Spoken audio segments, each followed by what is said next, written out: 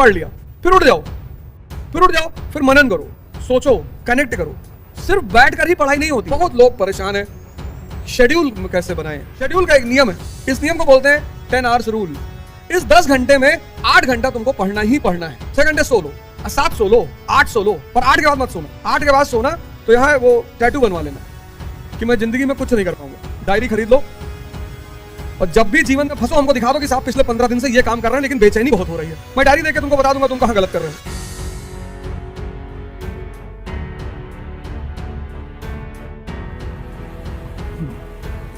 जय हिंद फ्रेंड्स।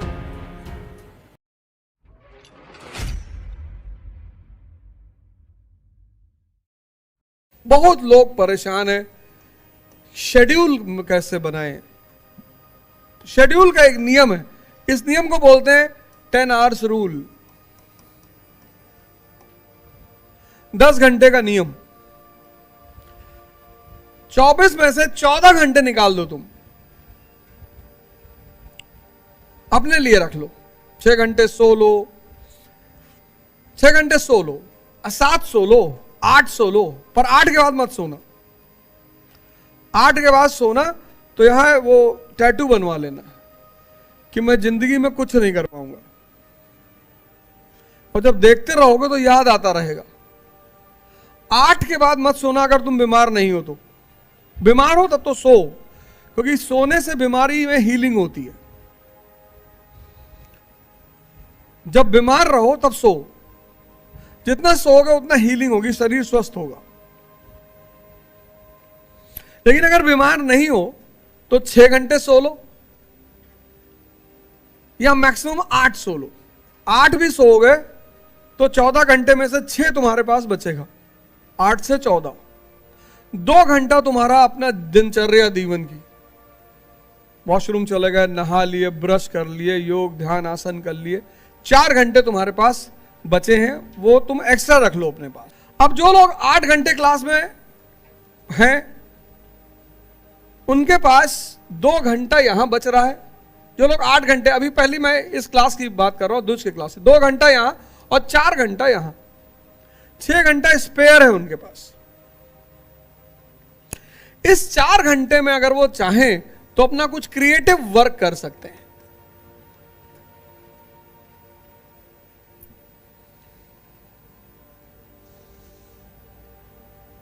चलो तुम 12 घंटा मान लो, तुम अपने लिए 12 ले लो, तब भी तो 12 बचा। चलो 10, हम 10 मान के चल रहे हैं। इस 10 घंटे में 8 घंटा तुमको पढ़ना ही पढ़ना है। लेकिन एक जगह बैठ के नहीं पढ़ना है। पढ़ना कैसे है? एक टॉपिक उठाओ, एक कोई टॉपिक उठाओ। जैसे तुमने एक टॉपिक उठाया मनसबदारी, इसको पढ़ो, पढ़ लिया, फिर उठ जाओ, फिर मत बैठो।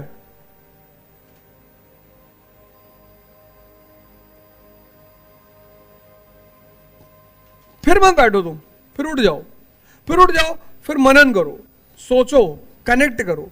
क्यों था यार? अच्छा इसलिए था, ये बैकग्राउंड था। सिर्फ बैठकर ही पढ़ाई नहीं होती है।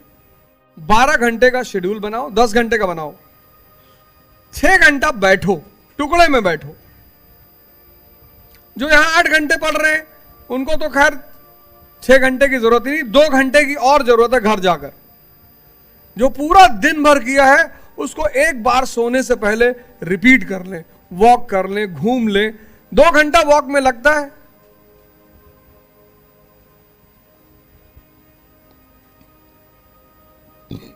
और पूरी क्लास को एक बार रिकॉल कर ले।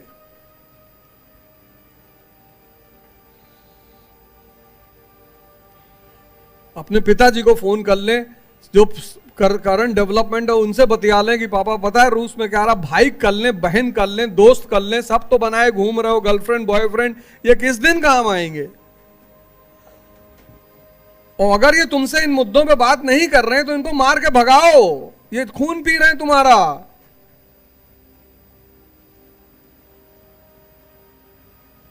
यही तो है वर्णा सिस्टम, यही है। तुम शिक्षा ले रहे हो, ब्राह्मण हो। तो जब तुम ब्राह्मण हो और तुमसे कोई बहनी, दीदी, बुआ, चाची की बात कर रहा है, यही तो है वर्णा सिस्टम। और वर्णा सिस्टम क्या है भाई? बात करो पिताजी से, दोस्ती उनको बताओ, इकोनॉमी में क्या चल रहा है, पॉलिटी में क्या, 1 घंटा 19 बात कर लो, उनका बीपी ठीक रहेगा कि बिटिया हमारी इतना बढ़िया पढ़ रही है। भाई से कर लो, बहन से कर लो, दोस्त से कर लो, भतीजे से कर लो, या तुम्हारे जो अपने दोस्त हैं उनसे कर लो। मैं तुमको एक बात स्पेसिफिकली बता दूं इस क्लास में कि जितने लोगों के संबंधी उनसे इस पढ़ाई के अतिरिक्त जो भी बात कर रहे हैं, वो उनका जीवन का विनाश कर रहे हैं। वो उनको बर्बाद कर रहे हैं, बर्बाद। इसलिए आश्रम व्यवस्थाओं में विजातीय लोगों को नहीं रखा जाता। तुम कभी हमारे साथ चलोगे सक्तेशगढ़, तो वहां जो साधु महात्मा लोग हैं, वो अलग, संसारी अलग रहता है। साधुओं को संसारियों के साथ सोने नहीं देते। संसारी बदतमीज है ना, वो बेचारे बड़े मुश्किल से साध कर अपने आप को किसी तरह ट्रैक पर आए हैं, और ये वहां पहुंचकर बताएगा थाईलैंड के बारे में, दुबई के बारे में, ये उनको डिस्टर्ब करेगा, फर्जी की बात बताएगा। जब भी तुम पढ़ते हो और कोई भी आदमी तुमको दुनियावी कहानी सुना रहा है, वो तुम्हारा इतना बड़ा दुश्मन है कि पता क्या कर रहा है, वो तुम्हारी सारी यहाँ की जो सेविंग है उसको बाहर खींच ले रहा है। और या तो तुम्हारी इतनी औकात हो कि बाहर कुछ सुनकर तुम्हें फर्क ना पड़े। और आज 95% लोग यही कर रहे हैं। क्लास से निकले, शुरू क्लास से निकलने के बाद आदमी को 1-2 घंटा मौन होना चाहिए। डायरी खरीद लो, और जब भी जीवन में फंसो हमको दिखा दो कि साहब पिछले 15 दिन से ये काम कर रहे हैं लेकिन बेचैनी बहुत हो रही है। मैं डायरी देख के तुमको बता दूंगा तुम कहां गलत कर रहे हो। हमसे मिलने जब भी आओ डायरी लेकर आओ, बिना डायरी के मत आओ। बिना डायरी के हमसे कोई मिलने ना आए कि साहब हम ऐसा हो रहा वैसा ना, हमको दिखाओ तो तुम क्या कर रहे हो पिछले 15 दिन से। शेड्यूलिंग, 10 आवर्स का नियम, 6 घंटा बैठ के पढ़ेंगे, 4 घंटा घूम के पढ़ेंगे, एक फिक्स टारगेट रखेंगे, उसको पूरा करेंगे। जो 8 घंटे की क्लास में उनको टारगेट तो क्लास ही है, क्लास खत्म कर ले बस, बहुत है। शेड्यूल बनाओ यार। सुबह उठे तुमको पता ही नहीं आज क्या करना है।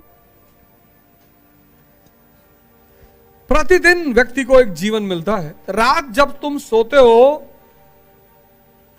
तुम्हें अभी अंदाजा नहीं है इस बात का कि सुबह उठना कितनी बड़ी उपलब्धि है। जैसे ही व्यक्ति नींद में गया, उसके मृत्यु होने की संभावना बढ़ जाती है।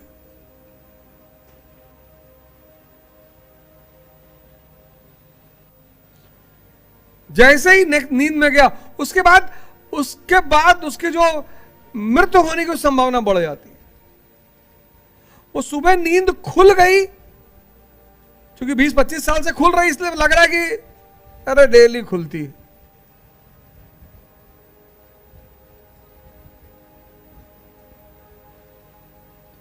जैसे तुम्हारे पास आंखें हैं, इसलिए तुमको आंखों की वैल्यू नहीं पता। जितनी चीजें तुम्हारे पास हैं, तुम्हें उसकी कीमत नहीं पता। तुम्हें कीमती क्या लगता है? मर्सिडीज। जिसकी मर्सिडीज देख लियो तो ऐसे आधा घंटा देखे जा रहे हो। किसी अंधे के साथ रहो एक दिन, उसको क्या पता यार सूरज चमकता भी है। तो जब कहोगे कि सूरज चमक रहा होगा, हमको क्या पता चमक रहा है कि नहीं चमक रहा है। मानव की फितरत है, जो उसके पास है उसको कीमती मानता ही नहीं। वो उसको कीमती मानता है जो उसके पास नहीं है। इंसान के पास जो है, जैसे उसके अपने मां बाप कीमती नहीं है, यह इंसान की सबसे बड़ी कमी है। इसलिए दिमाग भटका हुआ है। पहली बात तो उसे अंतर ही नहीं पता, वैल्यू और प्राइस में डिफरेंस क्या है। आज का आदमी प्राइस से आधार पे चीजों को कीमती मानता है। कितने की घड़ी है? 4 लाख की। अरे भैया, चाहे घड़ी देखने लायक ना हो, कुत्ता बना है, कहीं बिल्ली बनी है, कहीं कुछ बना है, घड़ी 4 लाख की है। आज का आदमी मूल्य के हिसाब से चीजों को कीमती मानता है। वो पीछे देखो, गांधी धोती पहने हुए खड़े हैं। किसी भारत के राजा के जाने पर वहां की महारानी खड़ी नहीं हुई। बताओ कोई राजा हिंदुस्तान का जो गया हो, जिसको जाकर वहां अंग्रेजों ने सम्मान दिया हो कि अरे बाबूजी ये आदमी पहुंचा, सब खड़े हो गए। क्योंकि जीवन में मूल्य, वैल्यू,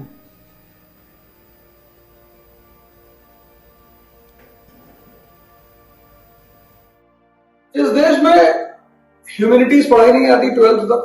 10th तक जो लोग पढ़ते हैं उनसे कहा जाता है हिस्ट्री पढ़ के कोई नौकरी नहीं पाता। और फिर वही लोग आकर आईएएस की तैयारी करते हैं बिना आधार, बिना बेस। साइंस के बच्चे को ह्यूमैनिटीज का अप्रोच ही नहीं पता। तो कुल मिलाकर जब आप ग्रेजुएशन के बाद तैयारी करने जाते हैं तो 2 लाख रुपए फीस का शुद्ध नुकसान होता है बिना बेस। श्री यथार्थ 18 मई से एनसीईआरटी कोर्स शुरू करने जा रही है। 4:30 बजे से लेकर 6:30 बजे शाम।